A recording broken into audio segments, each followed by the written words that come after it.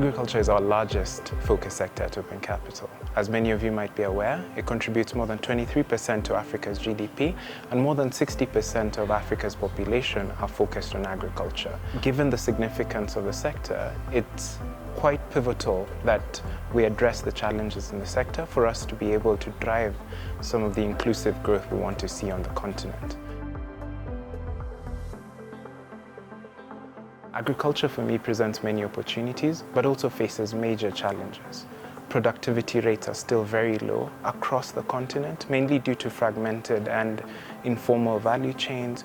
We see inadequate market linkages, and even access to finance remains a big challenge.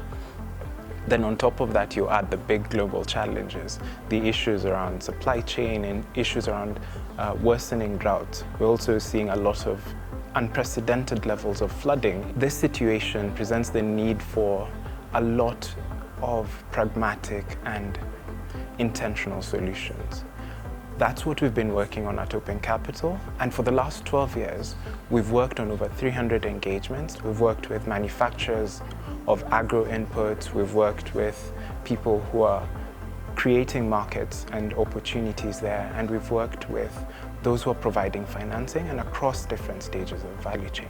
Working on the ground for us makes it easy to be able to work and understand the key aspects of the supply chain. For example, whether it's visiting a women-led cooperative in Uganda, working with a small-scale maize miller in Zambia, or in Nigeria, for example, working with an ag-tech startup.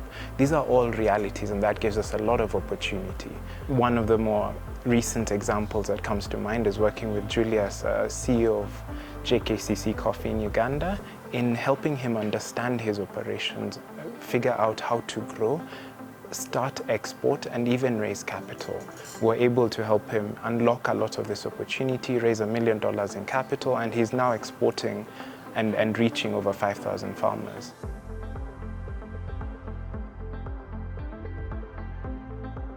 There's so much more we can do in agri-food systems.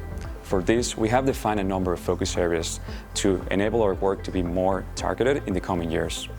One of them is climate-smart agriculture. We acknowledge the significant and growing effects of climate change on African food systems and the urgent need to build resilience.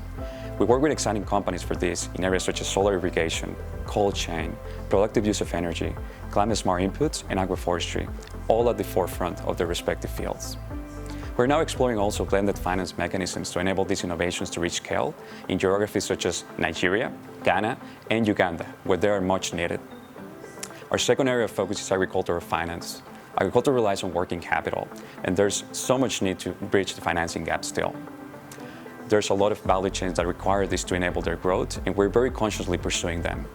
This can be resolved by the public or private sector alone.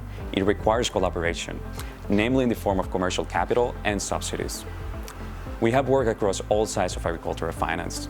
We work with development partners to enable financing for high-growth agribusinesses through targeted programs and mechanisms, as well as with banks, finance institutions, and MFIs to develop new products and scale their agricultural lending portfolios. Our third area of focus is digital agriculture. We believe that technology and new business models are key to transforming sectors.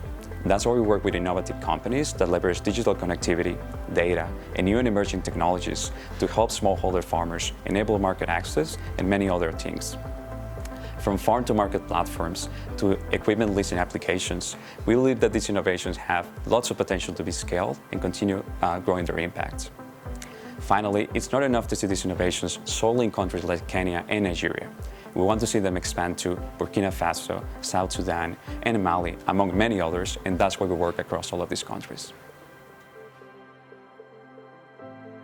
Our strategy is still to grow, to continue.